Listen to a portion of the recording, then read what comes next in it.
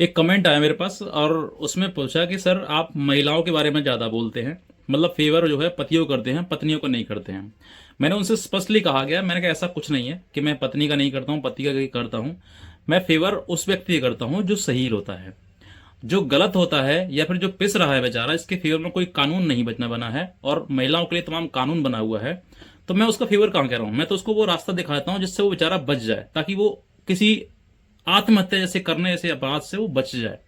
बस इसलिए थोड़ा सा मैं आपको उस रास्ते पर दिखाता हूं, ताकि आप जो है किसी प्रकार से कोई ऐसी गलती ना कर दे जिस वजह से आपका परिवार आपके ना होने पर बहुत पछतावा करे। मैंने फिर इनसे आगे बात हुई और मैंने फिर पूछा, मैंने कि अब छोड़िए, बाकी का बात छोड़िए और अब ये बताइए आपकी क्या दिक्कत है, आपको क्या प्रॉब्लम है। तो उन्होंने बताया कि सर मेरा पति मुझे रखता नहीं है। मैंने क्यों नहीं रखता है, तो वो कह रहे कि सर मुझे मायके में छुड़ गया है और मैं मायके में पिछले 3-4 महीने से रह रही हूँ और मैं बहुत ज़्यादा परेशान हूँ। सर मैं कहा परेशान क्यों हो आप, अब आप मायके में हो तो मायके में क्या परेशानी है, मेरे में मायके में आपको सबसे ज़्यादा सुख मिल रहा है। तो कह रही सर बहुत ज़्यादा कौन बेटी होती है जो, कौन लड़की होती है जो मायके में रहकर उसको सुख मिलता है, उसको दुख मिलता है। तो मैंने कहा फिर ससुराल चले जाइए, आप ससुराल में रहो आराम से। तो सर ससुराल में मुझे रखता नहीं है। मैंने कहाँ क्यों नहीं रखता है आपको, तो क्या सर वो मुझे खाना नहीं देता है। मैंने खाना कौन देता है, खाना बनाता कौन है। तो वो कह रहे सर खाना तो मैं ही बनाती हूँ। तो मैंने कहा फिर खाना का आपको कैसे नहीं देता है, वो कैसे अलग से दे दे, अलग से कुछ कोई स्पून लेकर आए जिससे आपको खाना खिलाए। वो आप खाना बनाते हो। सर मुझे 3-3 दिन खाना नहीं दिया जाता है। मैंने कहा अच्छा, 3-3 दिन खाना ऐसा होता है कभी कि घर में सास होगी, ससुर होगा, उनको भी खाना बनता होगा। 3 दिन अगर आपको खाना नहीं दिया जा रहा है तो इसका मतलब वो भी खाना नहीं खाते होंगे। 3 दिन का मतलब बहुत बड़ी चीज़ होती है। तो वो उन्होंने कहा सर मुझे खाना, मैं अलग रहती हूँ उनसे, सास ससुर से अलग रहती हूँ। तो मैंने कहा सास ससुर से अलग रहती हो आप, मैं फिर भी आप जो है आपको खाना नहीं बना दिया जा रहा है, आप खाना बनाती हो तो आप खाती नहीं हो। तो कहा सर वो खाते तो हैं लेकिन खाना घर में सामान नहीं है। तो मैंने कहा आप अलग रह रहे हो तो फिर कितने दिन से अलग रह रहे हो। तो उन्होंने कहा कि सर मुझे 1-1.5 साल हो गया। तो मैंने कहा अच्छा, और माता पिता से सास ससुर के साथ क्यों नहीं रहती हो, कि सर वहाँ पर लड़ाई झगड़े होते हैं तो इसलिए मैं अलग रहती हूँ। तो मैं कहा आप 1.5 साल से अलग रह रही हो तो 1.5 साल से आपके पास सामान नहीं है खाना बनाने के लिए। तो सर खाना तो बनाने के लिए सामान तो है लेकिन वो खाना देते नहीं है। मैं देते कैसे नहीं है आपको, रोज खाना बनता है या 3-3 4-4 दिन या गैप में 1-2 हफ्ते बाद बनता है खाना। तो सर खाना तो रोज ही बनता है। तो मैंने कहा प्रभु आप कैसे हैं, कैसी बात कर रही हैं आप, जब खाना रोज बनता है तो खाती क्यों नहीं हो, और वो खिलाएगा आपको, कैसे खिला रहा है आपको, कैसे खिलाएगा आपको, आप खुद नहीं खा सकते हो क्या, जब खाना खुद बना रही हो तो खुद नहीं खा सकती हो। आरोप लगाना है फिर जबरदस्ती बस। आप ससुराल में सास ससुर के रह रही हैं तब वहां पर सुख नहीं है आपको, अलग कर दिया वहां पर सुख नहीं है, अब मायके चले गई है तब सुख नहीं है, तब भी शिकायत हो रही है। और फिर उसके बाद उन्होंने बताया कि सर मैंने मुकदमे कर रखे हैं। मैंने कौन कौन से मुकदमे कर रखे हैं, कि सर मैंने दहेज का कर रखा है मुकदमा और घरेलू हिंसा का मुकदमा कर रखा है। मैंने घरेलू हिंसा आपके साथ हुई, तो कि हाँ सर हुई, कैसे हुई आपके साथ में, कि सर मुझे 3-3 दिन खाना नहीं आता, बार बार वही रिपीट सेंटेंस के 3-3 दिन तक मुझे खाना नहीं दिया जा रहा।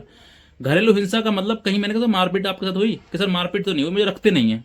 क्यों नहीं रखते हैं आपको, आप सास ससुर के साथ आप नहीं रह पा रही हैं, अकेले आप नहीं रह पा रही हैं, मायके में आप नहीं रह पा रही हैं। तो फिर मैंने कहा सेकंड मैरिज कर लो, दूसरी शादी कर लो, तब भी तुमको नहीं मिल पाया कोई, तब भी कहीं ना कहीं ये कलेश जरूर रहेगी सास ससुर में। या फिर आप अनाथ बच्चा देखो, अनाथ भी नहीं आपको जा रहा होगा, क्योंकि लड़के ने अलग भी रखने का आपको प्रयास कर लिया है, अलग रह रही हो आप, तब भी वहां पर कहीं ना कहीं कलेश हो रही है आपकी। अब आप मायके में आ गई और बराबर से फोन में आवाज आ रही थी कि मम्मी की, तो वो बता किराए पे रहती, किराए पे धीरे से आवाज आ रही थी। तो मैं ये अब बार बार ये सब चीजें आ रही है सामने कि लड़की को हर प्रकार से खुश रखने की कोशिश की जा रही है। एक लड़का जो अपने माता पिता से अलग होकर, न्यारा होकर वो किराए पे रख रहा है, और किराए पे भी एक कलेश हो रही है कि साहब वो मुझे खाना नहीं देता है। आप सास ससुर में साथ रहते तो मान भी जाती है साहब सास ससुर मना कर रहे हैं। अब लड़का अकेला रख रहा है, उसको सेपरेट रख रहा है, तब भी उसको खाने की दिक्कत आ रही है। अब वो भाग कर माँ के पास पहुंच गई, मम्मी के पास पहुंच गई, अब मम्मी उसे कान भरे जा रही है। मैंने उसको बहुत डांटा कि तुम इस तरह की चीजें जो कर रही हो ना, यही कारण है जिस वजह से आजकल की जो सही महिलाएं हैं जिनके साथ वाकई कहीं ना कहीं गलत हो जाता है, उनको न्याय नहीं मिल पा रहा है। तुम जैसी झुटेली महिलाओं की वजह से ही ये सिस्टम खराब हो रहा है और तुम्हारी वजह से ही भीड़ बढ़ रही है कोर्ट में।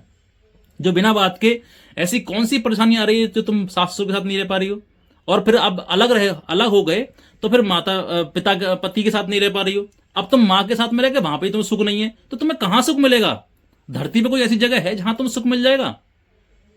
तुम्हें कहीं सुख नहीं मिल पाएगा। तुम आदमी बदल दो, अगर तुम्हें उस आदमी में दिक्कत है ना तो तुम आदमी बदल दो। आदमी अगर नेक्स्ट आएगा तो वो भी तो अपने माँ बाप के साथ ही रखेगा तुमको। इसने अलग कर दिया, सेपरेट कर दिया, इस लड़के ने अपनी माता पिता सेपरेट हो गया, वो तो चीज ठीक है, उसने कर दिया इतना, वरना वो करता भी नहीं। और फिर उसके बावजूद भी तुमने उसके ऊपर मुकदमे कर दिए, दहेज का मुकदमा कर दिया, घरेलू हिंसा का मुकदमा कर दिया। कहीं ना कहीं तुमने कमी छोड़ी, कानून का पूरा भरसक प्रयास किया, मतलब जितना हो सकता है उतना दुरुपयोग किया तुमने। और उस लड़की ने हर प्रकार से तुम्हारे साथ में बनाने की कोशिश करी, लेकिन तुम फिर भी अब तुम्हें सुख नहीं है। तुम्हें सुख कहां आ रहा है? यही इसी को बोलते हैं जबरदस्ती कि आ बैल मुझे मार, ऐसी कंडीशन हो जाती है। ऐसी महिलाओं के लिए कहीं सुख नहीं मिलेगा। वो पति बदलती जाएंगी लेकिन फिर भी कहीं सुख नहीं मिलेगा उनको। जो महिला ये कह रही है कि मुझे रोटी नहीं दी जाती, मुझे खाना नहीं दिया जाता है, तो भाई साहब साधारण सा सवाल है, खाना बनाता कौन है? खाना तुम बनाती है तो देगा कौन? तुम्हें कोई बाहर से देने आएगा खाना? ये सब झूठे आरोप लगाए जाते हैं, ये सब झूठ के वजह से ये प्रताड़ित करने वाली चीजें और कुछ नहीं है। इन सभी चीजों का सिर्फ और सिर्फ जो कानून बनी है ना, उसका बस जाओ थाने में मुकदमा लिखवाया हो, घरेलू हिंसा का मुकदमा ये कोर्ट में डाल दो, और कुछ नहीं है।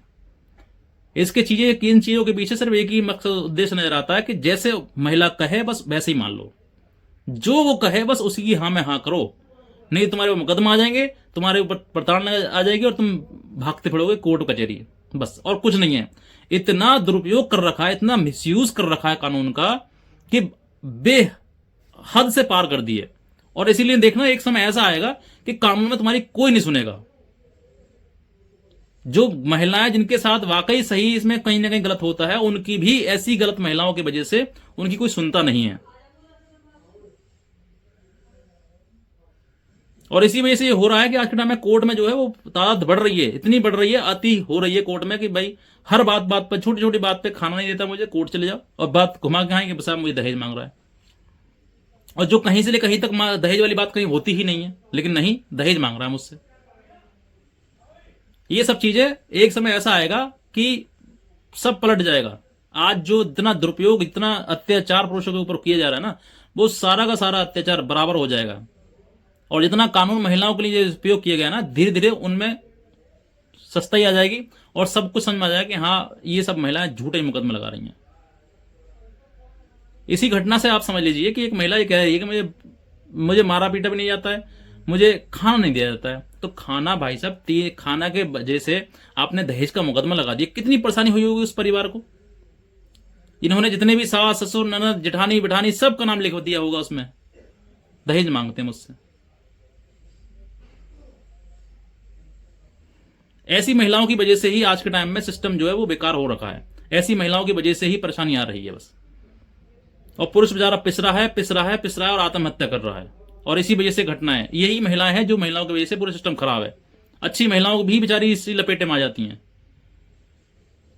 सब एक जैसे नहीं होते, ना पति खराब है ना पत्नी हर खराब है। कुछ महिलाएं हैं जिनकी वजह से खराब है और कुछ पति भी हैं जिनकी वजह से चीजें खराब चल रही हैं, वरना बाकी सब कुछ ठीक ठाक है। मैं आपसे यही कहना चाहूंगा, अगर आप परिवार चलाना चाहती हैं तो आप कोर्ट कचहरी की शरण ना जाएं। जितना हो सकता है बर्दाश्त करने की कोशिश करें, घर में रहने की कोशिश करें, घर ना छोड़ें, घर से बाहर निकलने की ना कोशिश न करें। आप भी सोचेंगे मैं इसको अकल सिखा दूंगी, मैं इसका ठिकाना लगा दूंगी, तो ठिकाने लगाने वाली बात अलग है, लेकिन अगर अकल सिखाने वाली बात है तो मैं कहता हूं अकल तुम भी सीख जाओगी। आधा जीवन तुमको ऐसे ही बीत जाएगा, यहां कोर्ट में, वहां थाने में, वहां कचहरी में। इसलिए कुछ सीखो, परिवार बनाने की सीखो, छोड़ने की नहीं, तोड़ने की नहीं। इतने कह जाऊंगा। नए हैं सब्सक्राइब करिएगा, शेयर जरूर करिएगा इस वीडियो के लिए।